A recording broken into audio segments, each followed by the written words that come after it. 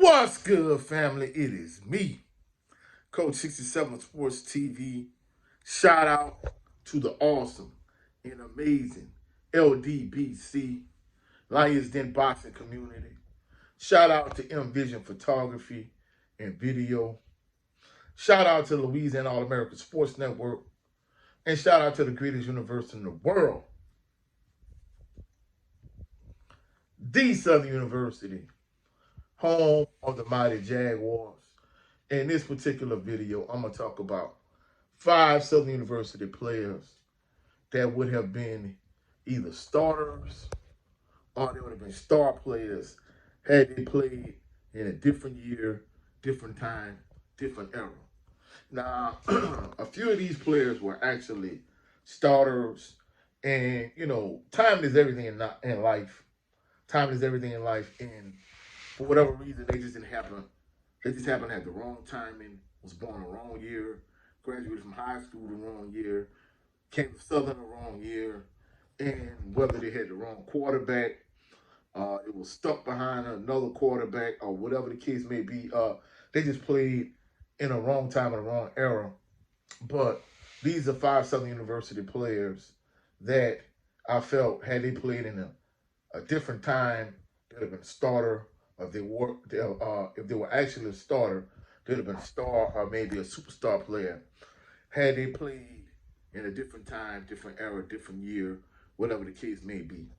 Now, in certain instances, like I say, some of these guys were starters. A couple of them were backups, and just it's not no particular order, but these are just a few of the players that come to mind. So we're gonna start from the bottom and work our way to the top. First player, he was actually a starter, and the thing about it is, like, he had 2 cold wide receivers, but his offensive line was just absolutely, completely trash. So played the number 5 spot, J.C. Lewis. Realistically, I'm not gonna say, some people believe that J.C. Lewis used to hold on to the ball too long. To me, I think it's a matter of opinion. I don't think it was an issue with him necessarily holding the ball too long. My personal opinion, I think his offensive line was trash. I mean, even though he had James Vernon and Gerard Landry at wide receiver, he just got hit a lot. He got sacked a lot. He got beat up a lot. And I think he had a better offensive line, I'm not saying he would have been a superstar, but I think he would have been a much better Southern University quarterback had he had the right offensive line around him. And realistically, I think even James Vernon and Gerard Landry, I think they would have been bigger stars had J.C. Lewis had the proper time and a good offensive line. So the number 5 spot, I'm going to go with J.C. Lewis. Next player on this list, he played a couple of years ago. He transferred from Rice. I'm not gonna lie, this young man was a talented wide receiver, but unfortunately, Harold Blow was the star quarterback. Next player on this list is August Petrie III. I'm not gonna lie, August Petrie III. I think he could have been a real good wide receiver had he played with, like a Quincy Richard, had he played with an Eric Randall, had he played with a Dre Joseph or Austin Howard or Brian Lee, had he had one of those type of quarterbacks, I'm not even gonna lie, I think he would have been an awesome and very good wide receiver. But since he had Harold Blood at quarterback, I'm not even gonna lie, this dude, he just, he had big plays, big catches, but in terms of having a career that he should have had at Southern, he didn't even scratch the surface on what he could have been, what he should have been. But the fact that he had Harold Blood as his quarterback, it handicapped him severely. And the thing about it is he had other good wide receivers around him, like, Cassius Allen, like Chandler Whitfield, like Jalen Howard. So they had a good quartet of wide receivers. They just had the wrong trigger man. So at the number 4 spot, unfortunately, we got August Petrie III.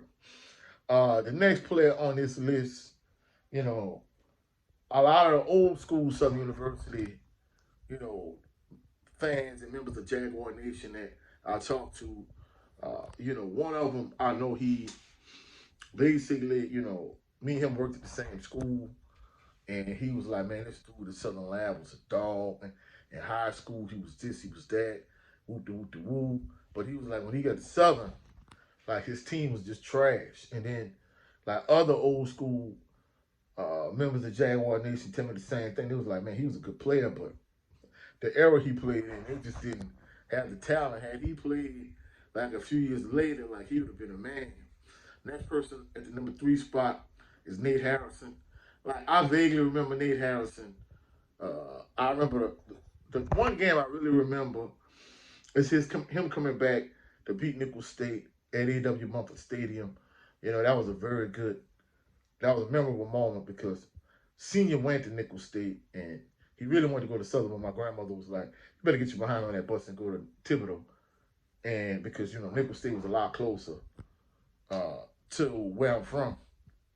And basically, I remember that comeback when he had against Nicholls State that night at A.W. Mumford Stadium in the 80s. But truthfully speaking, that was the only thing I really remember of him. But, you know, old school members of Jaguar Nation that's like diehard fans like myself, would have been like, man, if Nate Harrison would have played in a different time, a different era, they really felt like Nate Harrison would have been a star, maybe even a superstar at the quarterback position. Like he was just that good. he just didn't have the requisite coach. He didn't have the requisite talent around him. I mean, who knows? I don't know. I mean, I'm just going on based on what I hear, but I remember that one game of Nate Harrison, but that's all I really remember when it comes to him. So at the number 3 spot, we got Nate Harrison. At the number 2 spot, you know, this individual, you know, prior to you know, Jarvis Green and Howard Green and Jason Green and Michael Landry, this individual was like an all-world running back, just an all-world player at Donaldsonville High School. You know, he had a lot of interest from the University of Miami, from LSU, you know, from a lot of Power 5 PWIs. He ended up coming to Southern. As a freshman, he ended up being, you know, the special teams, you know, newcomer of the year. He was the backup running back behind Melvin Williams, who went to a rival high school. They played in the same stadium. You know, he went to Donaldsonville. Melvin Williams ended up going to Century Catholic. But this player at the number 2 spot is Lionel Nicholas. And the thing with him, I think the thing with him is he was a starting punter, but he was the backup running back.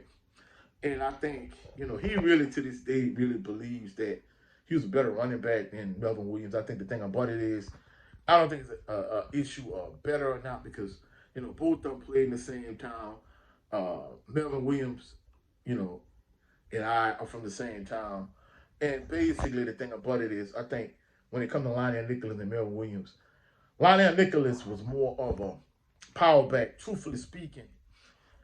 You know, he was much bigger. When he was at Southern, he was 6'2", 215, 220. He was a punter, but he was an all-world running back in high school, and he, you know, was relegated to being a backup. Melvin Williams got all the touches, and at the end of the game, you know, he'd get like, you know, the mop-up duty touches. And, you know, he showed that he was a big, strong running back. And then the crazy thing about it, the next year, 2 years prior to that, Jermaine Sharp started running back at LSU. And then the previous year, he didn't even make the travel squad because now you got Kevin Falk, you got Rondell Mealy, and he didn't make the travel squad. So he transferred to Southern, and Lionel Nicholas ended up going from being the backup running back to the 3rd string running back, even though he's still the starting punter. And the irony of the whole situation is the next year, all 3 of them, none of those 3 was on the team. Melvin Williams was academically ineligible. Jermaine Sharp got kicked out the team. Lionel Nicholas failed off the team. And Steve Warford transferred from Cal, literally walked right into the starting lineup and became the feature running back at Southern. But, you know, had he played in an era with somebody like a Steele Adams or a Jordan Sims, I think when it came to Lionel Nicholas, he just played at the wrong time, wrong era. And the thing about it is, if you look at all the Southern University running backs around that time frame, before him, after him, you had, you know, Lindsey Scott Sr., you had Melvin Williams, you had Steve Warford, you had Leance Griffin. I mean, you had all of these smallish backs. Even when I went to Southern, you know, when I first got there, I mean, you had Ryan Lewis. You know, I had classes with Dan Lewis. Dan Lewis was like basically 15 to 20 pounds lighter than Lionel Nicholas. And he was considered a power back, and he was only like 201 pounds, and Lionel Nicholas was much bigger and much stronger. So I think at the end of the day, I think he just happened to be in Southern at the wrong time. I mean, even, other backs, like I said, Steele Adams came way down the line compared to Lionel Nicholas. So I think had Lionel Nicholas played in a different time, a different era, I think he would have been a star running back at Southern. Big, strong running back, 5 yards in a cloud of dust. I think had he played at a different time, I think he could have been a big star. The last player on this list, even though he started his senior year, he was a backup quarterback behind Brian Lee for 3 years. His senior year, they moved him to tight end. This particular player, Warren Matthews, I think Warren Matthews had a lot of upside, a lot of potential as a quarterback. But the problem is he played with one of the best quarterbacks at Southern University. And the only reason why Brian Lee didn't win a SWAC championship compared to like Eric Randall, Quincy Reshaw, Dre Joseph, some of these other guys was because basically the defense compared to, the defense that, somebody like Eric Randall had was just trash to keep it a buck. I mean, for the most part, all the Southern University wins at that time with Brian Lee the starting quarterback. For the most part, they were all like shootout type games.